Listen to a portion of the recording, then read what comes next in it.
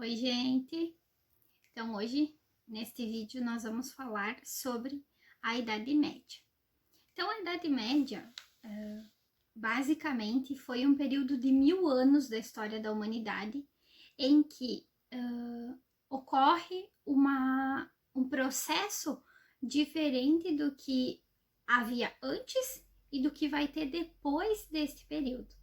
Então, a Idade Média, ela foi dividida pelos historiadores para ficar mais fácil o estudo, a análise desse período em duas partes. Então, a Alta Idade Média é o período que vai da formação do feudalismo, a consolidação do feudalismo e o auge do feudalismo, quando vai estar lá tudo estabelecido, tudo consolidado, tudo concretizado. Isto começa no século V, mais precisamente no ano de 476 depois de Cristo. O que acontece nessa data que os historiadores marcaram como o início da Idade Média? Acontece a queda do Império Romano do Ocidente.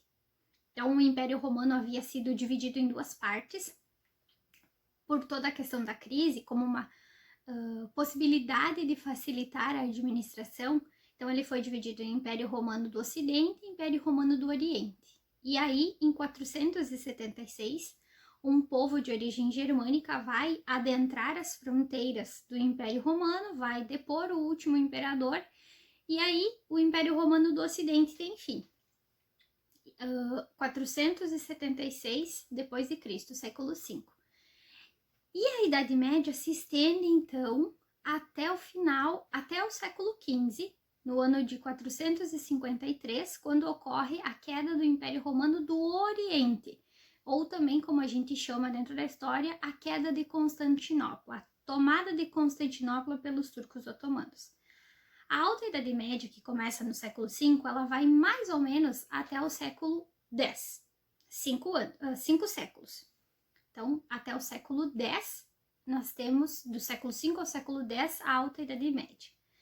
Do século XI até o século XV, nós temos a Baixa Idade Média. O que é a Baixa Idade Média? É o período, então, que o feudalismo começa a entrar em declínio, em virtude da crise do século XIV, nós vamos ter a peste negra, a fome, a Guerra dos 100 Anos, e nesse processo, então, o feudalismo ele entra em declínio, em decadência. Algumas características básicas do processo de formação, consolidação e características de forma geral do feudalismo. Então, o feudalismo, ele tem como característica 3 básicas: a descentralização do poder, a cristianização, ou a influência da Igreja Católica na sociedade, e a ruralização da vida, a ruralização da sociedade. Então, a descentralização do poder, ela vai acontecer num processo em que os povos de origem germânica, chegando, adentrando as fronteiras do Império Romano, eles vão começar a formar vários reinos, onde antes era administrado tudo pelo Império Romano, por um imperador. Então, esses vários reinos que vão se formar, eles vão descentralizar o poder na figura de vários reis.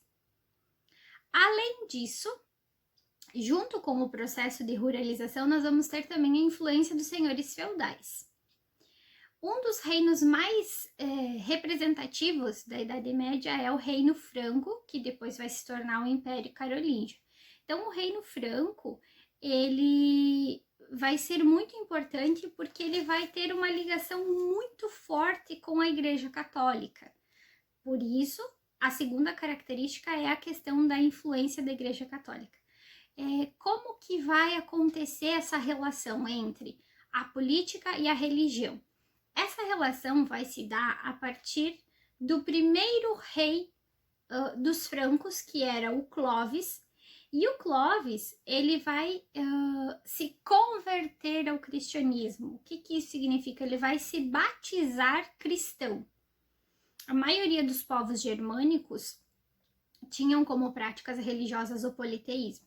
Então, o Clovis, que é o primeiro rei franco, ele vai se converter ao cristianismo, ele vai se tornar um rei cristão, uma pessoa cristã. E a partir daí, todos os reis que vão suceder o Clovis vão também se tornar cristãos. Essa aliança entre os francos e a igreja vai se fortalecer principalmente com Pepino o Breve. Pepino o Breve também era um franco, e ele deu fim à dinastia Merovingia, que era a dinastia do Clovis, e deu início a uma nova dinastia, que vai ser a dinastia carolíngia. E quando o Pepino ele toma o poder para si e diz que a dinastia Merovingia acabou, ele vai estabelecer mais fortemente essa aliança com a igreja, porque ele vai criar o que ficou conhecido como Estados Pontifícios. O que eram os Estados Pontifícios? Eram territórios que os francos dominavam por meio da guerra, mas eles davam para a Igreja Católica administrar.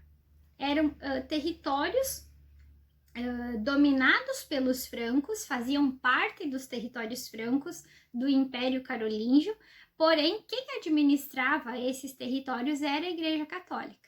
Então, eram estados pontifícios, principalmente em que regiões esses estados pontifícios se concretizaram. Na região que hoje é a Itália, na época era a Península Itálica. Então, ali o Pepino vai dar esses territórios para a igreja. Então, a partir disso, nós vamos ter essa forte vinculação da igreja com os reis e mostrando a influência que a igreja vai ter durante a Idade Média. E aí essa aliança se fortalece ainda mais durante o governo do Carlos Magno. O Carlos Magno, então, ele vai fazer uma parceria mais forte ainda com a igreja, e ele vai ser coroado pelo Papa da época, o Leão III.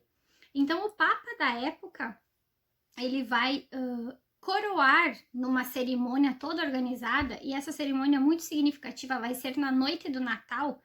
Ele vai coroar o Carlos Magno, que foi então o imperador mais importante do Império Carolíngio. E aí a igreja se fortalece mais ainda, porque nesse momento todos os reis da Europa vão ser coroados reis pelas mãos dos papas. Então, mostra que a igreja era importante e que o poder daquele rei que havia sido nomeado, que havia sido coroado, era um poder que vinha de Deus. Era um poder protegido, um poder que emanava de Deus. Então, o rei que era coroado pela igreja tinha essa bênção de Deus para governar, para estar no poder. Outra característica muito importante da Idade Média é a questão da ruralização da sociedade. Então, quando os povos germânicos foram entrando nas fronteiras do Império Romano e foram concretizando seus territórios, dominando territórios na Europa, principalmente na Europa Ocidental, as pessoas que viviam nas cidades que pertenciam ao Império Romano, elas começaram a fugir, porque elas tinham medo do que pudesse acontecer por causa dos saques, enfim, toda a questão da violência que foi esse período de invasões germânicas. Então era perigoso viver nas cidades. E o lugar mais tranquilo para elas era fugir para o campo e estabelecer relações de proteção com os homens poderosos que viviam no campo, que já tinham grandes propriedades, que vão passar a se chamar de senhores feudais. Então, esses senhores feudais, eles estabeleciam essas relações com essas pessoas que fugiam das cidades em busca de proteção. Essas pessoas vão se tornar, então, os servos. E há uma troca mútua entre o senhor feudal e o servo. Por quê? Porque o senhor feudal precisa de gente para trabalhar nas suas terras, enquanto que o servo precisa de alguém que o proteja. Aí fechou a parceria entre eles. E aí, nessa parceria, é importante lembrar que os servos vão ter muitas obrigações a cumprir para com o senhor feudal. Essas obrigações a gente vai ver um pouco mais adiante quando a gente falar da questão da sociedade feudal. Também, nesse contexto de relações sociais, de uma vida ruralizada, nós vamos ter o estabelecimento das relações de suzerania e vassalagem, ou também relações de vassalagem. O que seriam essas relações de suzerania e vassalagem? Eram relações de dependência entre dois senhores feudais, entre dois homens importantes, entre dois aristocratas. O que acontecia nessas relações? Eram relações de dependência. Então, um senhor mais importante, chamado de suzerano, ele dava um benefício a um senhor feudal menos importante, que era chamado de vassalo. Em troca desse benefício, esse vassalo se comprometia a auxiliar o suzerano numa eventual guerra, por exemplo, disponibilizando soldados para a formação de um exército. Então, essas relações, elas vão acontecendo dentro dos feudos. Por isso que também se liga à questão da descentralização do poder que a gente viu antes. Então, essas relações, elas vão acontecendo de forma muito particular, e aí os reis, eles acabam perdendo o controle sobre essa sociedade, porque imaginem que um rei distante do seu castelo não conseguia controlar o que estava acontecendo lá com aqueles senhores feudais. Então, acaba que ocorre essa mais fortemente essa descentralização do poder. E isso vai se fortificar ainda mais quando o Império Carolíngio vai ter fim a partir do estabelecimento do Tratado de Verdun, que é a divisão do tratado entre os três descendentes do Carlos Magno. A questão da ruralização da sociedade, ela também se liga ao fato da existência do feudo. Por isso que nós chamamos que esse sistema é o feudalismo. Então, o que era o feudo? O feudo era a propriedade, era a unidade de produção.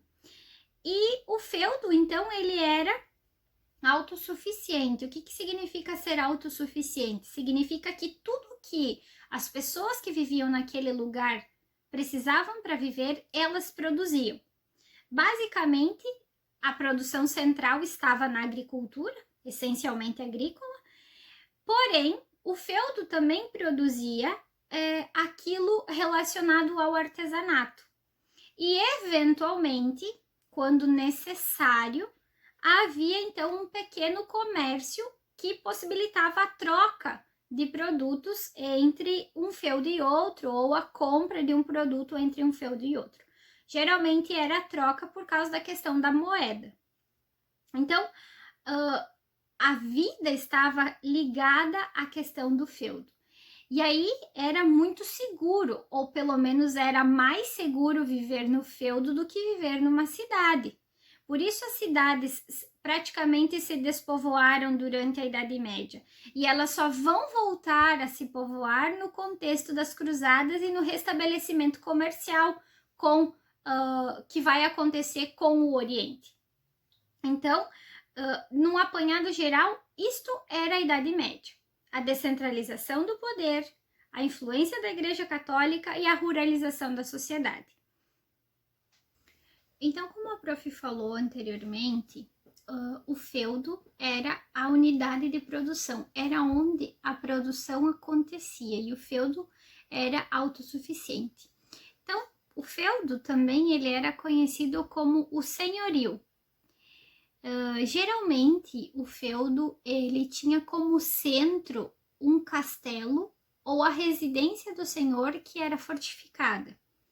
E ele estava dividido em 3 partes. Obviamente que a gente não pode levar como um padrão de que todos os feudos da Europa seguiam essa organização, mas em geral eles estavam divididos em manso senhorial, que eram as terras do senhor, onde ficava toda a estrutura do feudo e que pertencia ao senhor feudal. Aí nós podemos colocar a propriedade dele, a moradia, a casa dele. Nós podemos colocar a estrutura de celeiro, moinho, forno, oficinas, estábulos e as terras do Senhor, reservadas ao Senhor, porém cultivadas pelos servos. Havia o manso servil, que eram as terras dos servos, onde eles viviam, porém, do fruto do trabalho dessas terras, eles precisavam dar uma parte ao Senhor como uma forma de pagamento por ele ter autorizado a utilização destas terras. E haviam as terras comunais, como o próprio nome diz, elas eram comuns a todos. Então, essas terras comunais, nessas terras comunais, eles caçavam nos bosques, nas florestas próximas, eles caçavam, eles pegavam madeira. Então, eram as terras onde eles poderiam usar comumente. Também nessas terras eles colocavam o gado para pastar, a criação de animais. Então, o feudo era esta estrutura, né? E geralmente o centro do feudo era o castelo ou a moradia do senhor, que era fortificada.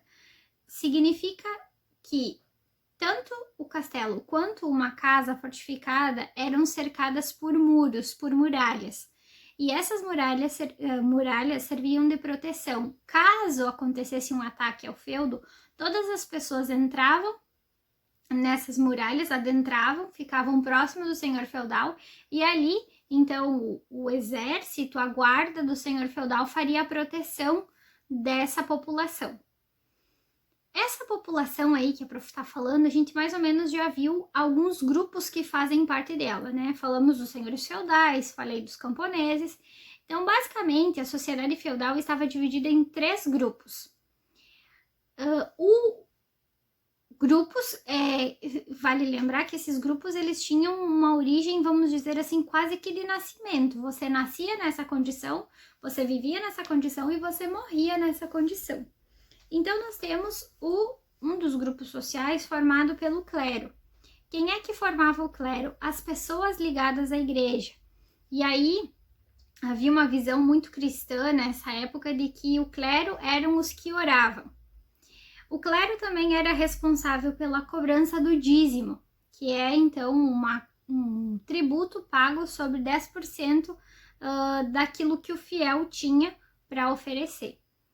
O clero estava dividido mais ou menos em 2 partes, em 2 grupos. Então, nós temos o clero regular, que era formado pelos monges, que viviam isolados nos mosteiros, e nesses mosteiros eles estudavam a Bíblia, eles ficavam reclusos nesta vida, e também eles eram responsáveis por copiar textos, livros, obras de gregos, de romanos e também textos cristãos.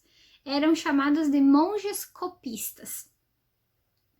Havia então o grupo da nobreza, que era formado então pelos duques, pelos arquiduques, pelos viscondes, por essas pessoas que tinham um título de nobreza. Elas ou compravam, ou recebiam, ou ganhavam esse título de nobreza, faziam parte da nobreza. E nesse grupo havia então aqueles que batalhavam nas guerras, aqueles que lutavam.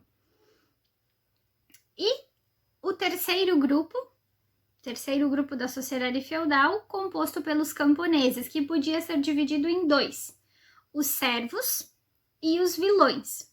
Os servos, ambos eram trabalhadores, tá, gente? Os servos eram aqueles que estavam presos à terra, ou seja, eles não eram escravos, mas eles tinham uma relação de dependência porque eles necessitavam do senhor feudal para se proteger e para ter onde viver. Não adiantava ele pegar e, agora eu quero sair desse feudo e vou embora. Para onde é que ele ia? Se nessa época era tudo tão perigoso. Então, o servo, ele era livre, porém estava preso à terra. E os vilões eram pequenos agricultores, pequenos camponeses que haviam conseguido comprar um pedaço de terra, eles eram livres também, porém, eles, ao longo do tempo, acabam sendo pressionados pelos senhores feudais e muitos deixam a condição de liberdade que tinham, de serem livres, de terem uma propriedade e acabam se sujeitando ao poder do senhor feudal e acabam, então, virando servos. A respeito da vida dos servos, então os servos eles tinham muitos impostos, muitos retornos a dar ao senhor feudal. Por quê? Basicamente, o servo precisava pagar para viver sob a proteção do senhor feudal. Quais eram os impostos que o servo precisava pagar para o senhor feudal? 4 são os que a gente destaca nesse momento. A corveia. O que era a corveia, então? De 2 a 3 vezes semanais, o servo precisava trabalhar de graça e obrigatoriamente nas terras do senhor feudal, lá no manso senhorial. De graça, ele precisava trabalhar nas terras de 2 a 3 vezes por semana. Havia também a talha, que se representava o que pela talha? O servo precisava entregar ao senhor feudal 1/3 da produção das suas terras, das terras do servo, ele precisava pegar 1/3 e dar ao senhor feudal como um pagamento. Havia também as banalidades, que eram um imposto que o servo precisava pagar ao senhor feudal para poder utilizar a estrutura do feudo. Por exemplo, eu fiz um pão, mas aí eu preciso fazer a farinha, então eu vou usar o moinho. Então eu preciso pagar para utilizar o moinho. Depois, quando eu for assar o pão, eu preciso utilizar o forno, então eu vou ter que pagar para utilizar o forno. Isso eram as banalidades. Para você poder usar essa estrutura, o moinho, o celeiro, o forno, os estábulos, você precisava pagar para o senhor feudal. E havia também o imposto da mão morta. O que era o imposto da mão morta? Era um imposto que os filhos de um servo que tivesse morrido tinham que pagar para o senhor feudal para que eles pudessem continuar utilizando o feudo. Então, gente, esta era a vida na sociedade feudal, na sociedade medieval. Era uma vida baseada na agricultura, em que a igreja dominava o pensamento das pessoas, e aí é importante a gente pensar assim, que nessa época em que havia a descentralização do poder, a igreja era o sinal de unidade. Por quê? Porque a igreja dizia que as pessoas tinham que seguir tal e tal regra. A igreja dizia que isto era pecado, então não podia ser feito. E a vida era assim, era uma vida muito pacata, uma vida muito silenciosa, muito reclusa. As pessoas, os servos, por exemplo, não questionavam, eles acabavam aceitando a vida que eles tinham porque Deus quis que fosse assim, porque Deus disse que tinha que ser assim. Essa ideia da presença constante de Deus na Idade Média, de que Deus observava as pessoas, de que Deus as castigava, as condenava ou as salvava. Então, essa era a vida dentro do feudo, uma vida baseada em muito trabalho, né? Não havia quase a ideia de lazer no feudo. O lazer deles era caçar, coletar frutas nos pomares das áreas comunais, mas basicamente esta era a vida na Idade Média, na Alta Idade Média. A partir da Baixa Idade Média, isso tudo começa a mudar, esse cenário vai começar a mudar. E a mentalidade das pessoas também vai mudar. Então, como a vida na Idade Média era essencialmente rural, ao longo do tempo, as pessoas, os medievos, eles acabaram desenvolvendo técnicas e inovações no setor agrícola. Todas essas técnicas, elas foram importantes porque auxiliaram na transformação da vida e da sociedade medieval. Então, a partir do século XI, especialmente, vai acontecer um melhoramento muito significativo nas técnicas de cultivo e também dos instrumentos de trabalho.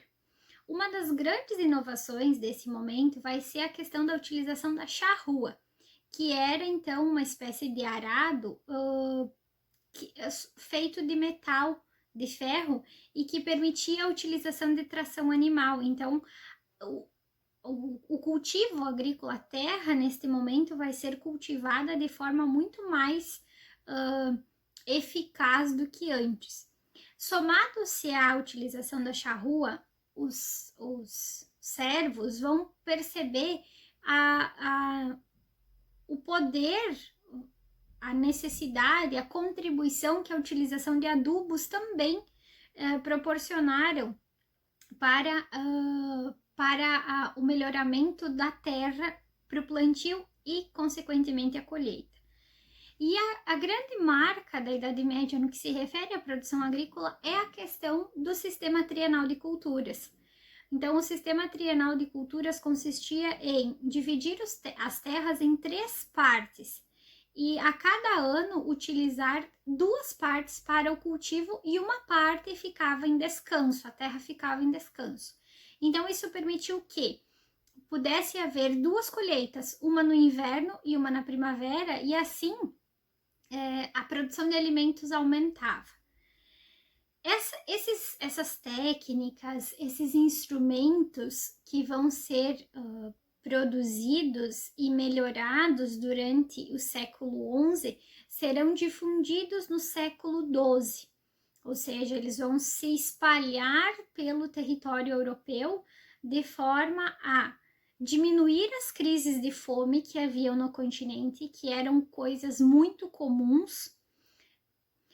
Também a questão de que, com mais alimento, a população vivia melhor e, consequentemente, havia uma elevação da expectativa de vida. E, consequentemente, se as pessoas tinham uma expectativa de vida elevada, ocorria o crescimento populacional, o crescimento demográfico.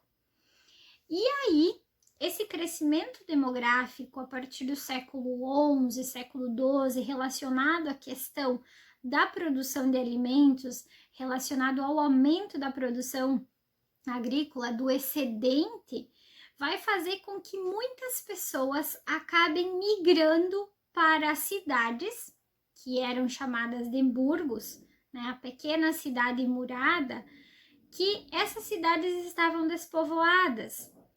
E aí, essas pessoas lá do feudo acabam migrando para essas regiões porque no feudo já não tinha mais trabalho para todo mundo, porque essas condições, esse melhoramento nos equipamentos e na própria produção vão fazer com que muitos servos se tornem dispensáveis. E aí não havia mais trabalho para todo mundo. Então essas pessoas migram para cidades que estavam despovoadas e lá nessas cidades elas vão arrumar novas profissões, como por exemplo de comerciantes e artesãos. E aí nós vamos ter então uma espécie de renascimento urbano que estava adormecido durante a Alta Idade Média e também um renascimento comercial. Por quê? Porque o comércio vai voltar a ter significado agora, uma vez que a troca de produtos vai aumentar, né? Vai haver uma maior troca em virtude de tudo que estava sendo produzido, tudo que estava acontecendo. E esse renascimento comercial e esse renascimento urbano vão se intensificar na Europa com o movimento das cruzadas. Então, as cruzadas, as primeiras motivações das cruzadas vão acontecer no ano de 1095, século XI, porque o Papa da época, o Papa Urbano II, ele vai convocar os cristãos da Europa a lutarem pela libertação da cidade de Jerusalém. Cidade de Jerusalém era também chamada de Terra Santa.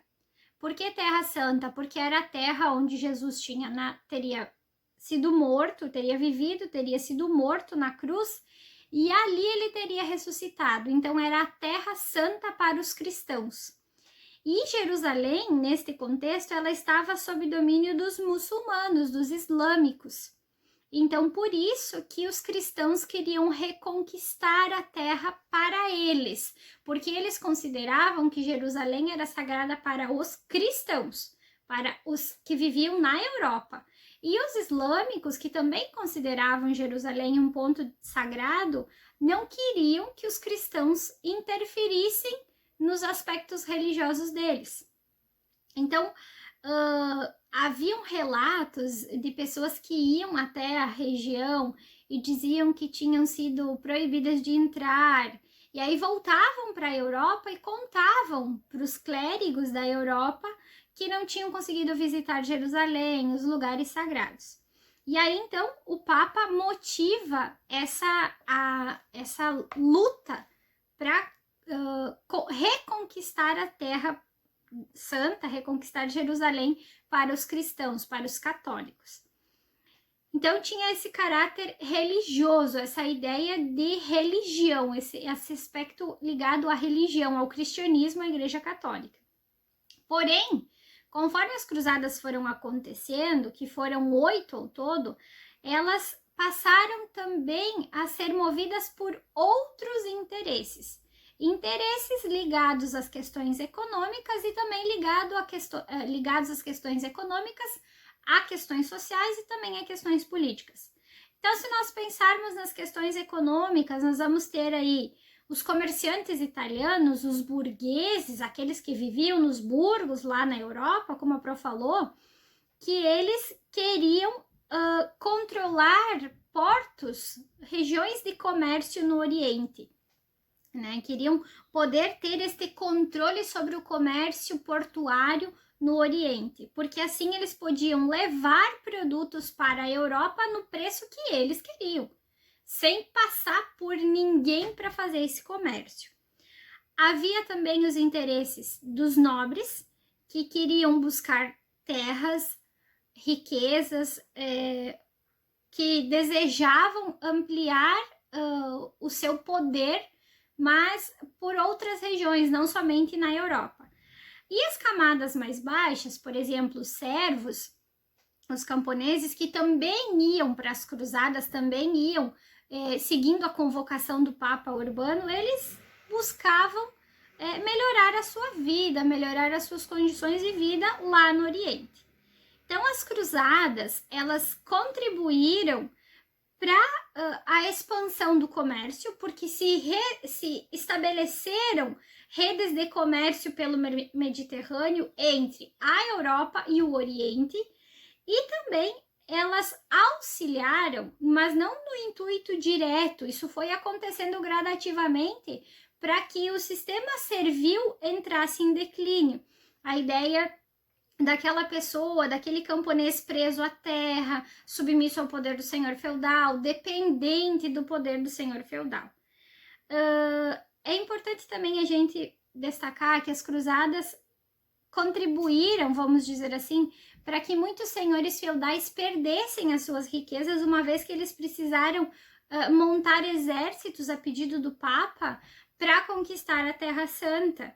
E aí eles acabaram se endividando nessa montagem desses exércitos. E também muitos senhores feudais entraram em declínio porque muitos servos que iam para as cruzadas lutar ficaram por lá porque conseguiram conquistar terras, porque conseguiram conquistar aquilo que eles queriam, e também a questão de que muitos foram trabalhar no comércio. E aí nós temos este processo de mudança. Então, a vida que era ruralizada na Alta Idade Média, agora ela começa a passar por alterações, uma vez que as pessoas vão se mudar a sua forma de vida e vão viver nas cidades. O comércio vai ganhar destaque nesse período, a produção artesanal. E aí a Baixa Idade Média, então, ela vai mostrando a fraqueza do sistema feudal. Então, gente, esse foi o vídeo sobre a Idade Média. Faltou neste vídeo a parte do século XIV, que vai ficar para um vídeo posterior, a crise do século XIV e o fim da Idade Média. Espero que tenham gostado do vídeo, que tenha ficado compreensível e deixa seu comentário, sua dúvida que a prof vai responder, tá bem? Beijos a todos, tchau, tchau!